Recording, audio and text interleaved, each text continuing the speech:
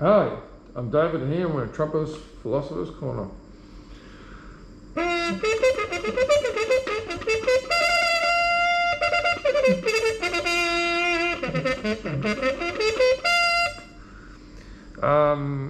Transactionalism and art. What do I mean by transactionalism? The modern business mind approach, perhaps it goes and dates back to much earlier periods in human commerce.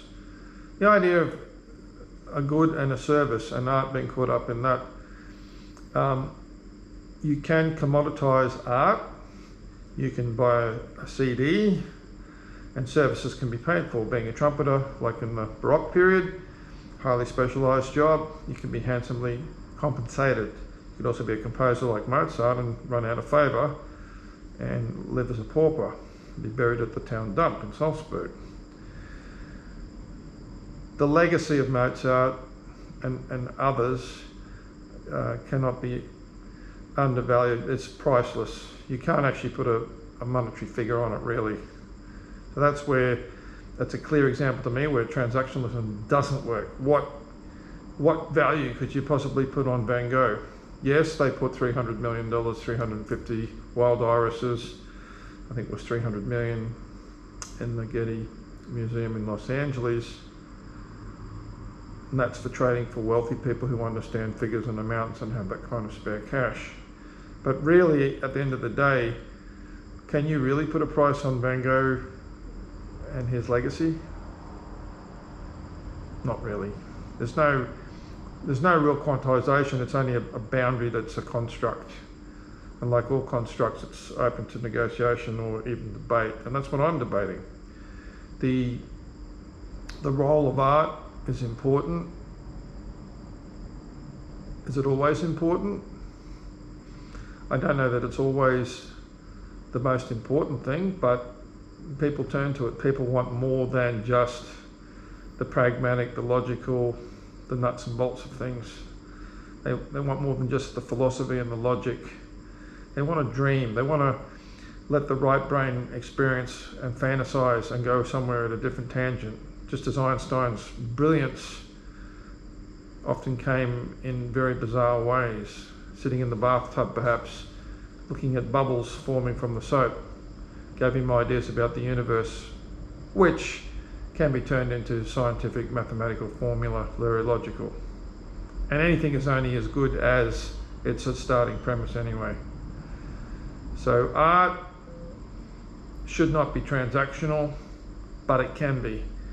If somebody wants to pay me $5,000 for one of my paintings, or $500,000, that will and be. Aren't you lucky? But the artist will probably do the painting anyway. It might end up as Van Gogh, as the side of a chicken coop discovered by a farmer 30 to 40 years after my demise. Who knows? Is it valuable? It's valuable that humans think outside the box. It's valuable that humans think in different ways. It's not actually thinking, I don't think. Art is not thinking. Art is making decisions. Is that thinking? But you don't put the blue down, then put the yellow, then the white, because there's some necessarily reason that you follow. You're looking for an effect. You might stumble upon effect. You might discover an effect. You might go with an effect. You might contrive an effect that doesn't even work out that way. It's very digressive, very right brain. So I guess it's all the brain, because the logical then has to work out which paint to pick up, etc., and how to apply the pressure of the brush strokes. Who knows how the human mind actually thinks? It's little pulses of electricity. And I digress. Art, necessary, should not be transactional, but it can be.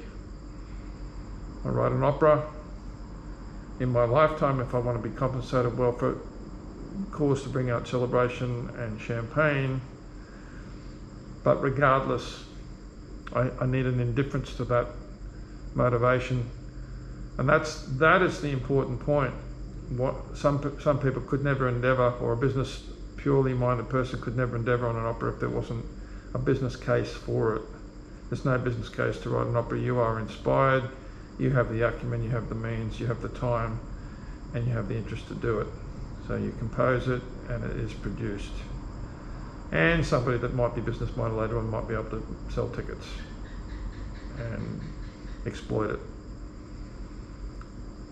The art practice actually could be with money, without money, motivated, not motivated, could be just an independent, could be just something that needs to be done for the feeling.